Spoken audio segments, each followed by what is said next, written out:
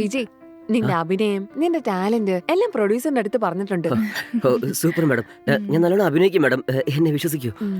പിന്നെ കഥ എന്താണ്, എങ്ങനെയാ അഭിനയിക്കണമെന്ന് പറഞ്ഞാല് ഞാൻ വീട്ടിൽ ചെന്ന് പ്രാക്ടീസ് ചെയ്തുകൊണ്ട് വരും മാഡം. അത് വേറെ ഒന്നുമില്ല വിജയ്, പ്രൊഡ്യൂസർ മാമും നീയുമാണ് ഇമ്പോർട്ടന്റ് ക്യാരക്ടർ ചെയ്യാൻ പോകുന്നത്. ഇമ്പോർട്ടന്റ് ക്യാരക്ടറോ? ഓ, അപ്പൊ മൂവിയില് മാഡം എനിക്ക് ചേച്ചിയാണല്ലേ? നല്ല രസം ഉണ്ടാവും, നല്ലോണം പെർഫോം ചെയ്യാം. എന്താടി ഇത്? നിക്ക് ഞാൻ നോക്കോളാം. വിജയ്, ഇത് നീ വിചാരിക്കുന്ന പോലെ ഒരു കഥയല്ല. അവക്ക് വയസ്സ് 30, നിനക്ക് വയസ്സ് 20. വയസ്സ് അധികമായിട്ടുള്ള പെണ്ണ് വയസ്സ് കുറവുള്ള ഒരു പയ്യനെ പ്രേമിച്ച് കല്യാണം കഴിച്ചാ എന്തൊക്കെ പ്രോബ്ലംസ് ഉണ്ടാകും? അതാണ് ഈ പടത്തിന്റെ കഥ. ഓക്കെ? ഓക്കെയാണ് മാഡം.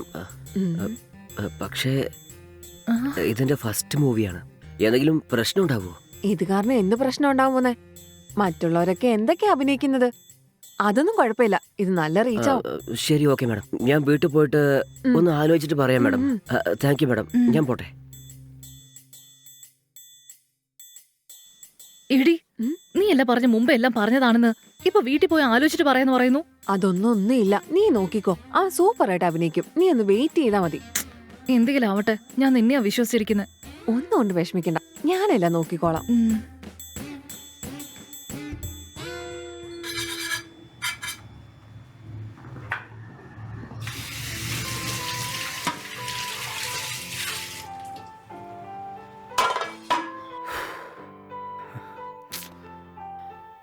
മാഡത്തിനോട് പോയി എന്താ പറയുക?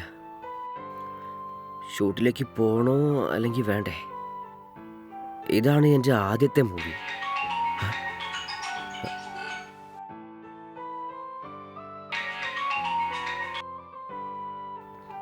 പറയാമേ. മോനെ, എന്താ നീ ചെയ്യുന്നത്? കഴിച്ചോ? ഞാൻ കഴിച്ചു. അമ്മ കഴിച്ചോ? കഴിച്ചടാ. അല്ല, അനിയത്തി ജോലിക്ക് പോയിട്ട് വന്നോ? അവള് എപ്പോഴേ എത്തിയല്ലോ. നിന്റെ ജോലിയൊക്കെ എങ്ങനെ പോകുന്നു? ഈ മാസം എങ്ങനെയെങ്കിലും നീ വിചാരിച്ച പോലെ സിനിമയിൽ അവസരം കിട്ടൂല അല്ലേ? അമ്മേ, അതെല്ലാം കിട്ടും അമ്മേ. ഇതെന്താ അത്ര എളുപ്പമുള്ള കാര്യമാണോ? ഇത് സിനിമയാണമ്മേ, നമ്മള് കുറച്ച് വെയിറ്റ് ചെയ്തേ പറ്റൂ. ഒന്ന് സമാധാനിക്ക്. ദേഷ്യപ്പെടല്ലേ മോനെ? ഞാൻ തന്നെ ഇവിടെ വളരെ കഷ്ടപ്പെട്ട് ചാൻസ് തെരഞ്ഞോണ്ടിരിക്കുക. ശരി മോനെ, ദേഷ്യപ്പെടല്ലേ. അമ്മ വേറെ ഒന്നുകൊണ്ടുമല്ല പറഞ്ഞത്. അമ്മയ്ക്കിപ്പോ ഇടയ്ക്കിടയ്ക്ക് നെഞ്ചുവേദന വരാറുണ്ട്. നീ വാങ്ങി തന്ന ഗുളികകളൊക്കെ തീർന്നു. നിന്റെ അനിയത്തി പോയി സമ്പാദിച്ചു കൊണ്ടുവരുന്നത് വീട്ടു ചെലവിന് എന്നെ തികയുന്നില്ല. നിനക്കറിയില്ലേ നമുക്ക് എന്തുമാത്രം കടങ്ങളുണ്ടെന്ന്? അച്ഛനുണ്ടായിരുന്നപ്പോ നമുക്ക് യാതൊരു കുറവും ഉണ്ടായിരുന്നില്ല. ഇപ്പൊ അദ്ദേഹം ഇല്ലാത്ത കുറവ് നമ്മൾ നന്നായി അറിയുന്നുണ്ട്. എത്രയാന്ന് വെച്ചാ അനിയത്തിയെ കഷ്ടപ്പെടുത്തുക? നീയല്ലേ എല്ലാം നോക്കി നടത്തേണ്ടത്. ഇതെന്താ അമ്മ എപ്പോഴും പറഞ്ഞു തന്നെ പറഞ്ഞോണ്ടിരിക്കുന്നേ? അതെ അമ്മേ, ഒറ്റ ദിവസം കൊണ്ട് എല്ലാം കിട്ടില്ല, പക്ഷെ ഒരു ദിവസം കിട്ടും. ശരി മോനെ, ഒന്ന് മനസ്സിലാക്കുന്നേ. ദേഷ്യപ്പെടല്ലേ മോനെ. നമ്മുടെ കാര്യങ്ങളൊക്കെ ഞാനൊന്നും നിന്നെ ഓർമ്മപ്പെടുത്തിയതാ.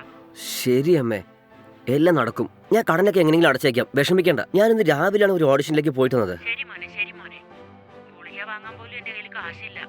അതുകൊണ്ട് നിന്റെ കയ്യിൽ കാശ് വല്ലതുണ്ടെങ്കിൽ അയച്ചതാ. തീരെ വയ്യാഞ്ഞിട്ടാ, രാത്രി ഉറങ്ങാനേ പറ്റുന്നില്ല. വല്ലാതെ നെഞ്ചു വേദനിക്കുക. ഗുളിക കഴിച്ചാലേ ശരിയാവുള്ളൂ. കാശുണ്ടെങ്കിൽ അയച്ചു വെക്ക്. ശരി അമ്മേ, ഞാൻ എങ്ങനെയെങ്കിലും അയച്ചുതരാം. ശരി മോനെ. എൻ്റെ അടുത്ത് ഇല്ലെങ്കിൽ പോലും ആരുടെ വാങ്ങി അയച്ചുതരാം. ശരി അമ്മ, ഇതിനെക്കുറിച്ച് ഓർത്തൊന്നും വിഷമിക്കേണ്ട. നമ്മുടെ ഈ കഷ്ടങ്ങളൊക്കെ എന്തായാലും ഒരു ദിവസം മാറും. ശരി മോനെ.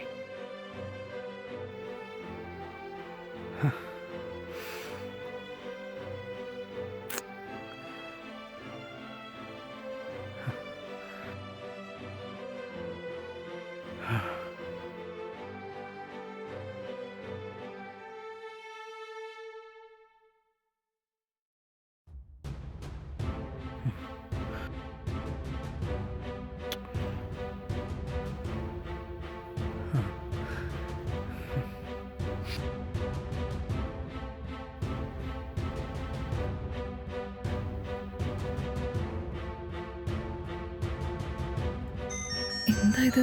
ഇവനെന്താ ഈ സമയത്ത് വിളിക്കുന്നേ? എന്തായിരിക്കും? Hello hello ma'am. മാഡം, നിങ്ങൾ പ്രൊഡ്യൂസർ നിത്യ മാഡം അല്ലേ മാഡം? അതെ, പറഞ്ഞോളൂ. മാഡം, ഞാൻ വിജയ സംസാരിക്കുന്നത് മാഡം. പറഞ്ഞോ. വൈകുന്നേരം നിങ്ങളെ കാണാൻ പറ്റുമോ മാഡം? ഓക്കെ, വാ. Okay madam, thank you madam.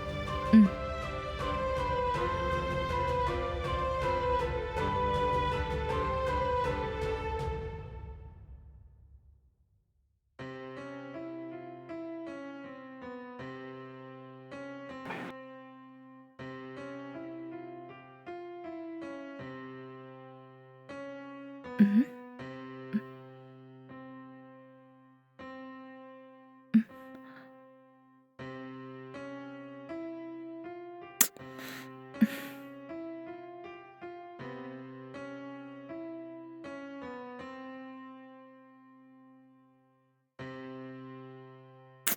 അയ്യോ കനകേച്ചി, ഞാൻ എത്ര തവണ പറഞ്ഞതാ കോഫിയിൽ കുറച്ച് ഷുഗർ കൂടുതൽ വേണമെന്ന്. ഇത് കുറവാണല്ലോ. ഞാൻ വല്ലപ്പോഴൊക്കെയാ കോഫി കുടിക്കാറ്, അതും ഇങ്ങനെ ആയാലും എങ്ങനെയാ? ശരി, ഓക്കെ.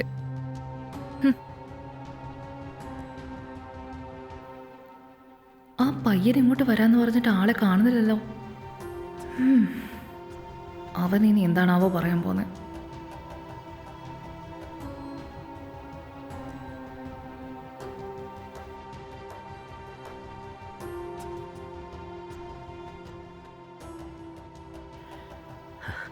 Hi madam. ഇരിക്ക്. എന്തിനാ എന്നെ പെട്ടെന്ന് കാണണമെന്ന് പറഞ്ഞത്? അത് പിന്നെ മാഡം പറയുന്നത് പോലെ തന്നെ ഞാൻ അഭിനയിച്ചോളാം മാഡം. ആഹാ, രേവതി പറഞ്ഞ പോലെ തന്നെ ആട് തന്നെ വന്ന് തല നീട്ടി തരുന്നുണ്ട്. ശരി, എനിക്ക് എൻ്റെ പ്രോബ്ലം എങ്ങനെയെങ്കിലും സോൾവ് ആയാൽ മതി.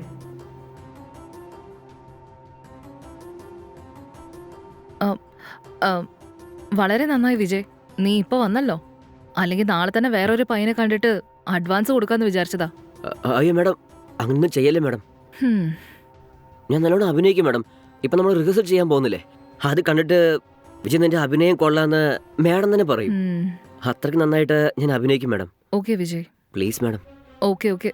ഞാൻ പറയുന്ന പോലെ തന്നെ നീ അഭിനയിച്ചു കഴിഞ്ഞാലുണ്ടല്ലോ, നിനക്ക് നല്ല ജീവിതം ഉണ്ടാവും, നല്ല ശമ്പളവും ഉണ്ടാവും. പിന്നെ രേവതിയോട് പറഞ്ഞിട്ട് അവളുടെ സിനിമയിൽ നിന്നെ ഹീറോ ആക്കാനും ഞാൻ പറഞ്ഞേക്കാം. Okay madam. ഈ റിഹേഴ്സലായിരിക്കും നീ നന്നായിട്ട് അഭിനയിക്കുന്നുണ്ടോ ഇല്ലയോ എന്ന് ഞാൻ കണ്ടുപിടിക്കാം. ഓക്കെ മാഡം, ഞാൻ നന്നായി അഭിനയിച്ചോളാം. ഓക്കെ, ദാ നോക്ക്, ഇതൊരു സാധാരണ കാര്യമൊന്നുമല്ല. നീ ശരിക്കും വളരെ റിയൽ ആയിട്ട് അഭിനയിക്കണം. നിന്റെ കൂടെ അഭിനയിക്കുന്ന എന്റെ അച്ഛന്റെ ക്യാരക്ടർ ആണെങ്കിലും ശരി, ആ വേലക്കാരുടെ ക്യാരക്ടർ ആണെങ്കിലും ശരി, അത്രയ്ക്ക് റിയലിസ്റ്റിക് ആയിട്ടായിരിക്കും അവർ അഭിനയിക്കുക. അത്ര നന്നായിട്ട് ഞങ്ങൾ അവർക്ക് റിഹേഴ്സൽ കൊടുത്തിട്ടാണ് അഭിനയിപ്പിക്കാൻ പോകുന്നത്. സോ നീയും കറക്റ്റായിട്ട് അഭിനയിച്ചാലുണ്ടല്ലോ, എല്ലാവർക്കും അഡ്വാൻസ് കൊടുത്തിട്ട് സിനിമയുടെ പൂജ ആരംഭിച്ച് നമുക്ക് സ്റ്റാർട്ട് ചെയ്യാം. ആ തീർച്ചയായും മാഡം, നിങ്ങൾ പറഞ്ഞ പോലെ തന്നെ അഭിനയിച്ചോളാം. അതിന് നന്നായിട്ട് അഭിനയിക്കണം. അഭിനയിക്കോ മാഡം? എന്താ ഇത് മാഡം, എനിക്ക് ചോറിനേക്കാളും വലുത് അഭിനയമാണ് മാഡം. നിങ്ങൾ പറയുന്നത് പോലെ ഞാൻ ഒരിക്കലും അഭിനയിക്കില്ല മാഡം. എന്ത് അഭിനയിക്കില്ലെന്നോ? ആ ക്യാരക്ടറായി എന്നെ ജീവിക്കുമെന്ന് പറഞ്ഞതാ. Okay, good. പക്ഷെ ഒരു കാര്യം, നീ എങ്ങാനും കോളം ആക്കിയാ പിന്നെ ഈ ജന്മത്തിൽ നീ ഒരു നടനാവാൻ പോകുന്നില്ല. അയ്യോ മാഡം, എൻ്റെ ജാതകത്തിന് ഞാനൊരു വലിയ ആർട്ടിസ്റ്റ് ആവുമെന്ന് എഴുതിയിട്ടുണ്ട് മാഡം. നിങ്ങൾ വിഷമിക്കൊന്നും വേണ്ട. ഓക്കെ, ഇന്ന് തൊട്ട് ഞാൻ നിന്റെ പ്രൊഡ്യൂസർ അല്ല. സോ നീ എന്നെ മാഡം എന്ന് വിളിക്കരുത്. ഞാൻ നിന്റെ വൈഫാ. നിത്യ എന്ന് പേര് പറഞ്ഞ് വിളിക്കണം. Okay madam. എന്ത്? ഓക്കെ നിത്യ. ഗുഡ്. ഓക്കെ, നീ എന്ന് മുതൽ അഭിനയിക്കാൻ വരണമെന്ന് ഞാൻ പറഞ്ഞേക്കാം. ഇപ്പൊ നീ പൊയ്ക്കോ. Okay ma'am. ഞാൻ പോട്ടെ നിത്യ. ഓക്കെ. എല്ലാം ഞാൻ വിചാരിക്കുന്ന പോലെ കൃത്യമായിട്ട് നടക്കുന്നുണ്ട്. ഇതെനിക്ക് ഉടനെ തന്നെ രേവതിയോട് പറയണം.